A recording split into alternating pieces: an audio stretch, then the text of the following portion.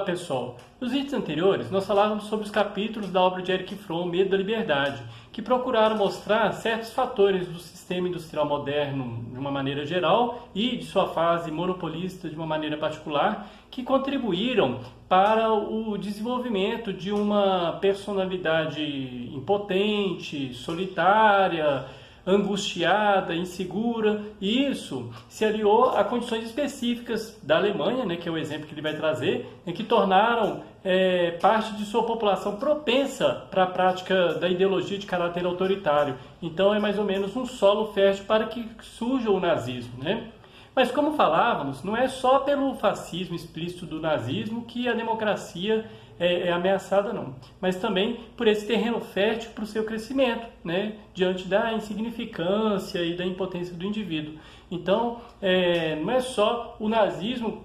Por que o nazismo surge? Porque ele encontra um solo fértil para poder crescer, Ele cresce numa predisposição que já existia nos indivíduos daquele sistema, daquela sociedade. E isso vai de encontro à crença de que, ao libertar o ser humano de todas as restrições externas, ele teria alcançado pela democracia o verdadeiro individualismo. Mas Erich Fromm, ele vai lembrar que esse orgulho de poder manifestar nossos pensamentos e sentimentos vai pressupor que esses pensamentos e sentimentos são genuínos. O que ele vai dizer? O direito de manifestar nossos pensamentos só tem significado se somos capazes de ter pensamentos próprios. Já falamos sobre os dois aspectos da liberdade para o ser humano moderno e indicamos as condições econômicas que contribuem para o isolamento, para a impotência do indivíduo, mostrando que isso conduz o ser humano para um tipo de fuga, como a encontrada no caráter autoritário, ou para o conformismo de autômatos, no qual o indivíduo perde o seu ego, mesmo se concebendo como livre, mesmo não aceitando que ele não seja livre, ele perde seu ego aos poucos. A gente falou um pouquinho sobre isso no conformismo de autômatos também. Isso vai ocorrendo desde a infância, no processo da educação. Nós sabemos que a educação ela serve para formar indivíduos autônomos e livres, vamos dizer assim, conscientes da sua capacidade, de pensar, de raciocinar, de agir por si próprios, mas em muitos casos ela pode acabar inibindo a criança em seus sentimentos antagônicos em relação àquilo que ela não gosta ou sobre aquilo que percebe no mundo a seu redor. Então, se ela percebe alguma coisa que ela não gosta, mas ela às vezes não pode manifestar esse desgosto em relação a algo. No início ela inclusive abre mão da manifestação do sentimento de hostilidade, e depois vai abrir mão do próprio sentimento, da possibilidade de sentir algo. Desde cedo a criança, ela é acostumada a ter sentimentos e reações que não são dela. E a ter personalidade, vamos dizer assim, agradável, independentemente da pessoa ou da situação. E isso vai se estendendo para o restante da vida do indivíduo. É como se a gente colocasse uma máscara e tivesse que ter as pessoas nos verem de uma determinada forma. E apesar de, em alguns casos, a pessoa perceber que está interpretando um papel, muitas vezes por uma questão de necessidade em uma determinada situação, ao longo do tempo, ela pode perder a consciência e a capacidade de diferenciar um pseudo-sentimento e a cordialidade espontânea. E isso vale para diversas outras emoções que são também suprimidas da mesma maneira. Então o indivíduo, ele aos poucos, no início ele vai fazendo aquilo ali de uma forma consciente, às vezes, interpretando um papel, depois ele acaba incorporando tão fortemente o papel que ele não sabe diferenciar. O que Fromm vai dizer? Em nossa sociedade, as emoções em geral são desencorajadas. Muito embora não possa haver dúvida de que qualquer pensamento criador, bem como qualquer outra atividade criadora, é ligado inseparavelmente à emoção, tornou-se o ideal pensar e viver sem emoções. Ser motivo passou a ser considerado sinônimo de doente ou desequilibrado. Aceitando este padrão de conduta, o indivíduo tornou-se grandemente enfraquecido. Seu pensamento fica empobrecido e insípido. Por outro lado, já que as emoções não podem ser completamente aniquiladas, elas têm de ter sua existência completamente à parte da fase intelectual da personalidade. O resultado é o sentimentalismo vulgar e insincero com que os filmes cinematográficos e as canções populares nutrem milhões de fregueses famintos de emoção. Olha, entre as emoções, existe uma que é ainda mais proibida, que é o sentimento da tragédia, ou a consciência da morte. Essa ideia ela é suplantada por diversas racionalizações, negando a morte como uma parte fundamental da vida e, vamos dizer a verdade, deveria ser exatamente uma forma da gente pensar no valor da vida quando a gente pensa na morte, né? Com isso, ela deixa de ser um incentivo para a vida, uma base para a solidariedade humana e uma experiência sem a qual a alegria e o entusiasmo carecem de intensidade e profundidade. Então, o ser humano ele vive uma vida vazia por causa disso, porque ele não consegue nem pensar sobre a morte de forma angustiada, né? O indivíduo é forçado a reprimi-la. Vocês já repararam como é que uma pessoa que tem seus dias contados por causa de uma determinada doença terminal, por exemplo, ele tem um olhar diferenciado para a vida e a sua finitude? Pois é exatamente esse olhar que falta ao ser humano moderno, porque ele fica tentando a todo momento fugir da morte. Fromm, ele vai lembrar que a própria psiquiatria acabou legitimando esse tipo de repressão ao pintar um determinado padrão de personalidade normal, associando esse padrão àquelas pessoas que não ficam nem zangadas, nem muito tristes, nem excitadas com nada. O contrário disso é sempre rotulado, ou como infantil ou neurótico, né? Então, aquela pessoa emotiva, ela pode ser considerada com um quadro patológico nesse perfil aí, né? Eu vejo muito isso em certas falas atuais daquelas pessoas que se colocam como consultoras de grandes empresas, palestrantes e vários coaches por aí, né? Que ao fazerem uma estrita separação entre razão e emoção, eles querem criar um ser humano assim, alheio a essas questões todas, né? A emoção, né? Como se a gente pudesse fazer isso na prática. Mas nós sabemos que muito do que a gente faz racionalmente é influenciado pela emoção. O ser humano ele não é uma máquina na qual a gente pode desligar o fator emotivo para agir apenas de maneira calculista. Não, nós somos emoção e razão juntos. Emoção e razão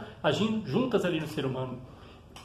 Voltando a falar sobre a educação das crianças, Fromm vai lembrar que o pensamento original é quase sempre desestimulado ao se introduzir ideias pré-fabricadas na cabeça das pessoas, né, principalmente das crianças. Além da criança não ser levada a sério em suas observações sobre o mundo, a gente não olha, a criança faz uma observação, o adulto está tão preocupado com outras questões, né? Muitas vezes as mentiras elas são contadas à criança e dissimulações são feitas tentando esconder a realidade do mundo. Então a criança ela vai crescendo no mundo falseado, né? Vamos aqui fazer um juízo de valor a respeito dessas questões, até o objetivo, a finalidade de determinada mentira, etc, né? Não vem a caso aqui. Mas é bom que a gente tenha sempre em mente que as consequências futuras que uma determinada dissimulação pode ter no presente. Então, na verdade, a criança, ela crescendo nesse ambiente de simulação, ela aprende a ser dissimulada, mais ou menos nesse sentido, né? Já na escola, a criança ela é treinada a partir da simulação de diversos fatos, às vezes desconexos, de maneira que muitas vezes ela não tenha tempo de pensar por si mesma. Lógico que pensar sem contexto também seria um problema, né? Igual quando a gente estuda a história da filosofia, exatamente para contextualizar a filosofia. Mas é importante você não saber apenas a história da filosofia, mas você também saber filosofar com o mundo, você reconhecer criticamente os problemas, né? Não é ficar preso na história, né? Então, o ensino não pode ser um decorar de fatos e fórmulas, porque isso é simplesmente esquecido no primeiro teste que é feito pela criança. A gente tem que criá-lo com uma consciência, com uma capacidade crítica em relação ao mundo. Além disso, por influência do positivismo e do cientificismo, a verdade ela acaba se tornando relativizada e subjetiva. E como a ciência pretende ser sempre mais objetivo possível, a verdade muitas vezes é descartada em prol de um determinado interesse. E é sempre interesse de alguém, né? E a verdade é a única força daqueles que desejam se orientar no mundo. E não só em relação ao mundo, mas em relação a si mesmos. O ser humano ele precisa da verdade para se orientar no mundo, né? A gente está tão carente disso hoje em dia, né? As pessoas buscam a verdade em todos os lugares, né? E acabam em argumentos falsos sobre a realidade. Fromm vai dizer: o maior vigor de um indivíduo baseia-se no máximo de integração de sua personalidade, e isto significa igualmente o máximo de clareza para si mesmo. Conhece a ti mesmo. É um dos mandamentos fundamentais que tem em mira o fortalecimento e a felicidade do homem. Vocês sabem que esse conhece a ti mesmo é aquela frase que ficava no tempo de Apolo, que foi tomada como lema de Sócrates, né? Então essa ideia, o ser humano precisa se conhecer. De uma maneira geral, a sociedade também tende a manipular a verdade, fazendo com que o indivíduo fique perdido diante dessa massa caótica de dados, né? Nós estamos vendo aí muito isso nessa pandemia, com tantas fake news que atendem ora a uns interesses, ora a outros interesses, né? Eu não estou falando aqui de ideologia, tanto faz direita, esquerda, e tem fake news de tudo quanto é tipo.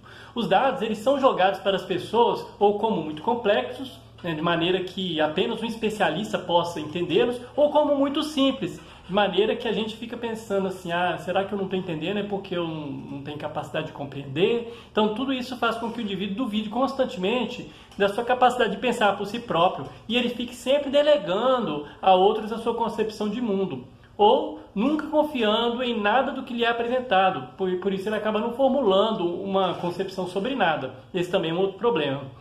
Dessa maneira, os noticiários, por exemplo, eles vão misturando várias notícias sérias com notícias frívolas, né? E nos impedem cada vez mais de pensar por nós mesmos, pensar criticamente sobre o que nós tomamos conhecimento. É como se a gente tivesse, por exemplo, um quebra-cabeça, ou melhor, uma montanha de vários quebra-cabeças, né? E tentasse conectar essas peças umas com as outras. Só que a gente não sabe nem como é que vai ser a figura final, né? E não sabe também qual quebra-cabeça que é qual, né? Qual peça que é de qual quebra-cabeça. Então imagina isso na mente do ser humano, os fatos chegando ao ser humano todos misturados. É assim que os noticiários fazem, é assim que as redes sociais fazem, né? Então você não tem uma ideia estruturada do conjunto. E essa falta de originalidade do sentimento e do pensamento também vai se expandir para a questão do desejo. Quase nunca a gente para pensar se realmente a gente quer o que quer, ou se foi uma força externa que nos convenceu desse desejo. A propaganda é a arte dessa persuasão, lógico, mas nossos desejos não provêm unicamente da propaganda, não. Talvez uma pergunta salutar, né, que seria a seguinte, olha, o que eu vou fazer depois que eu satisfizer esse determinado desejo? Vamos supor, eu quero um iPhone, eu quero um carro do ano, eu quero uma casa, eu quero não sei o quê. Depois que eu satisfizer esse desejo, eu vou ser feliz? Eu serei mais feliz após ter esse desejo satisfeito ou vou continuar buscando? Então, qual que é o sentido de obter esse bem ou essa coisa que eu estou buscando? Em geral, as pessoas elas escapam dessas perguntas porque já sabem as respostas, mas elas acham que essa dúvida seria de alguém que não tem objetivos na vida, etc.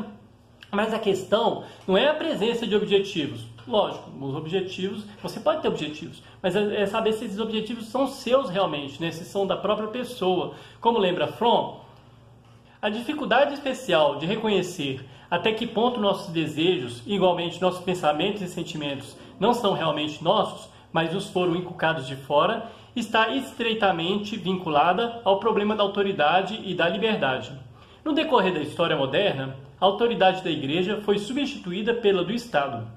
A do Estado pela da consciência. E em nossa era, esta última teve seu lugar tomado pela autoridade anônima do senso comum e da opinião pública, como instrumentos de conformismo. Por nos havermos libertado das formas ostensivas e mais antigas de autoridade, não vemos que nos tornamos presas de um novo tipo de autoridade. Transformando-nos em autômatos que vivem na ilusão de serem indivíduos dotados de vontade própria. Essa ilusão ajuda o indivíduo a permanecer alheio à sua insegurança, mas é só nisso que essa ilusão pode ajudá-lo.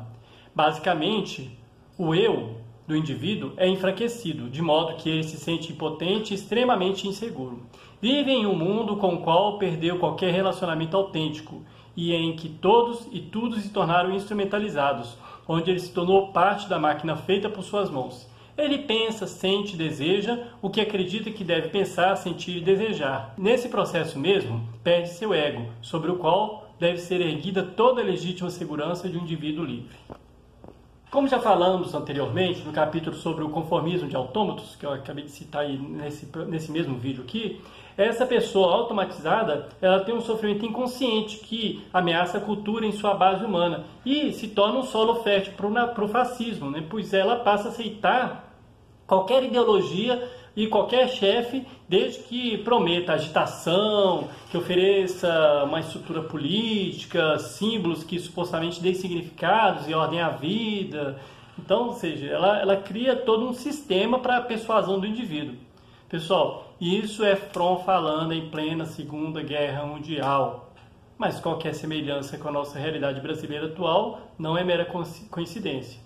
A gente vê esses fenômenos psicológicos em todas as democracias do mundo, né? Não só na brasileira, mas em todas as democracias do mundo podem aparecer esse fenômeno, podem ter um terreno fértil para o crescimento do fascismo. No próximo vídeo, nós vamos continuar daqui falando ainda sobre a democracia e sobre a liberdade na democracia, mas focando na questão da liberdade e da espontaneidade, que é o último capítulo deste livro que nós estamos analisando aqui. Até lá!